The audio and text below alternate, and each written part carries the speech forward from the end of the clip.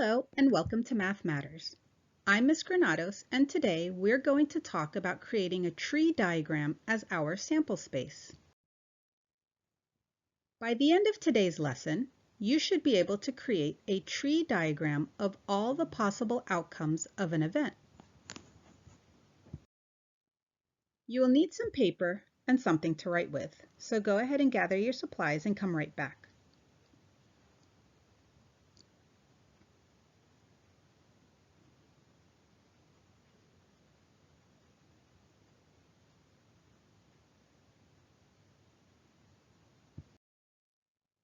All right, take a look at this picture. Which one doesn't belong?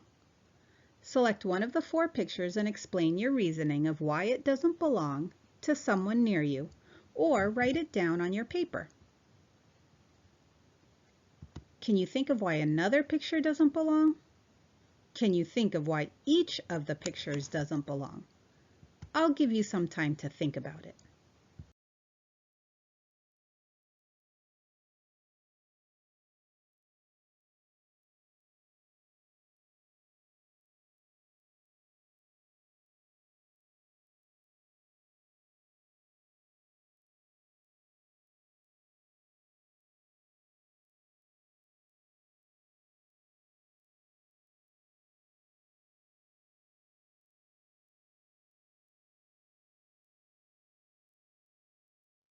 All right, what did you come up with?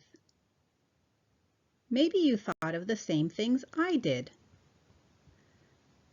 I thought that the top left cake didn't belong because it's missing a slice. I thought the top right cake had cookies, not flowers. Plus, it's the only chocolate in the picture, so I didn't think that cake belonged. The bottom left cake doesn't belong because it has two layers and it's shaped like a rectangle, not like circles. The bottom right cake doesn't belong because it has candles, plus there's writing on it, and the flowers are different colors. You may have thought of some other reasons. Let's move on to our lesson.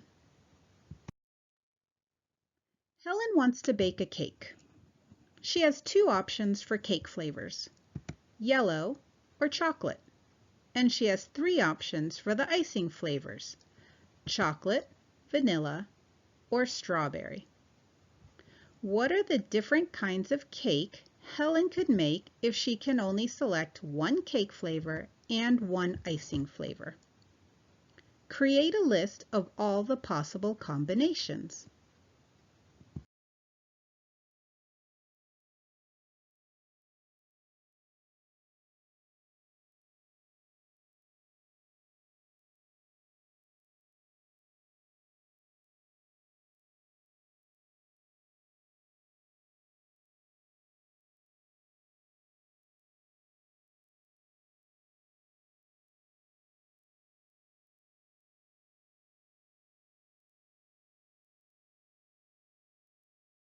All right, did you finish listing out all the possible combinations? Remember yesterday we learned about creating a list of outcomes. Well, this is the same idea. We need to remember to be organized so that we know we've listed all the possibilities. So first, I'll choose the yellow cake and combine it with each of the icing flavors. Yellow and chocolate, yellow with vanilla, and yellow with strawberry. Then I'll do the same with the chocolate cake. Chocolate with chocolate icing, chocolate with vanilla icing, and chocolate with strawberry icing. I've used all the cake flavors and all the icing flavors exactly one time. I was organized and I know I listed all the possibilities. Another way to show all the possible combinations or outcomes of an event is to create a tree diagram. In this tree diagram, we'll list the cake flavors first, yellow and chocolate. Then we can list all three icing flavors and connect each one to the yellow cake flavor. Afterwards, we should list the 3 icing flavors again, but this time connect each one to the chocolate cake flavor. So how many total combinations are possible? Let's count. We can count the possibilities by starting with the yellow cake and following the line to each of the frostings. Here we have a yellow cake with chocolate frosting, which is possibility number 1. Possibility number 2 is a yellow cake with vanilla icing. Number 3 is a yellow cake with strawberry icing. That's it for the yellow cake combinations because there are no more icing flavors. We now move on to the chocolate cake flavor and combine it with each of the icing flavors. Number 4 is a chocolate cake with chocolate icing. Chocolate cake with the vanilla icing is possibility number 5. And number 6 is chocolate cake with strawberry icing. There are no more possibilities left. So Helen has exactly 6 options when selecting one cake flavor and one icing flavor. A sample space represents all possible outcomes of an experiment. The sample space can be organized in a list, chart, or tree diagram.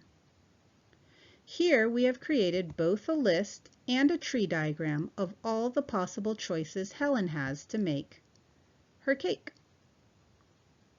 They both show 6 total possible combinations, just in a different way. Let's try a different scenario. Let's say it's your birthday and you want to give your friends a goodie bag. Your mom tells you to put 1 toy, 1 pencil, and 1 candy into each bag. On a piece of paper, create a tree diagram with me to show all the combinations you could make. Ready? All right, for the tree diagram, let's start with the toy choices. The options are a ball or stickers. So go ahead and write ball and then leave some space and then stickers.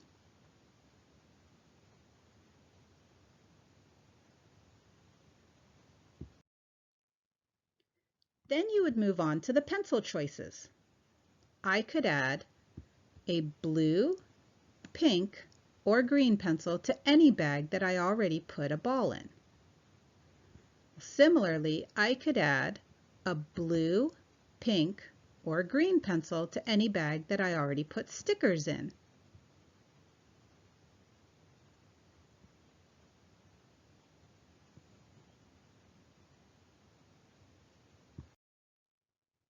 Finally, you need to select one candy to add to the bags, either M&Ms or Sour Patch Kids, which we'll write SPK for short. To a bag with a ball and a blue pencil, I could add M&Ms or SPKs. So I would actually need to create 2 bags with a ball and a blue pencil so that I could add M&Ms to one of those bags and SPKs to the other bag. The same goes for all the other colored pencils. To a bag with a ball and a pink pencil, I could add M&Ms or SPKs. To a bag with a ball and a green pencil, I could add M&Ms or SPKs. Then I could go to the bags with stickers and do the same thing.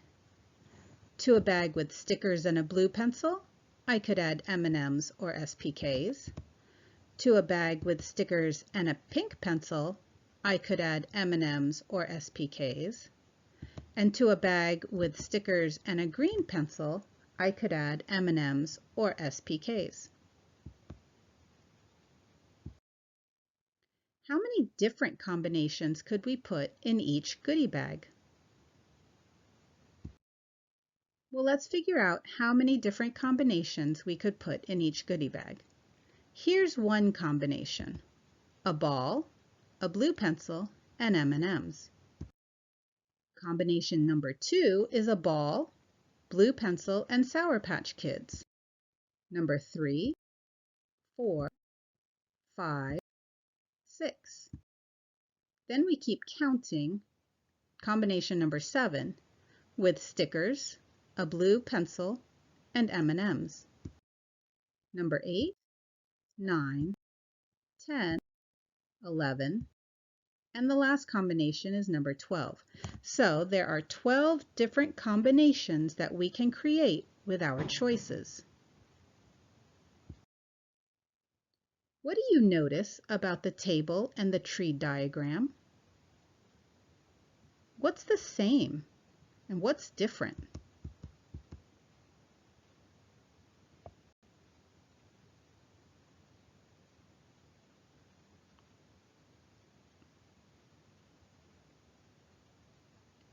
Well, the table shows each option for each category exactly one time. There are 2 options shown in the table for the toy.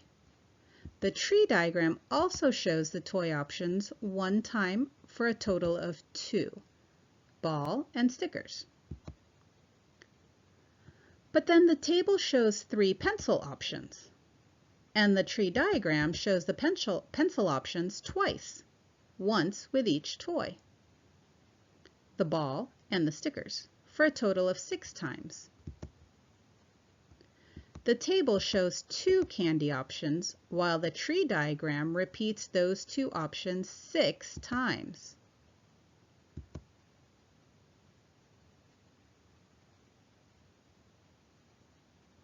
Later on this week, we'll be looking at this more closely and see if there's another way we can determine the total number of combinations we can make. So these were the learning targets for today's lesson.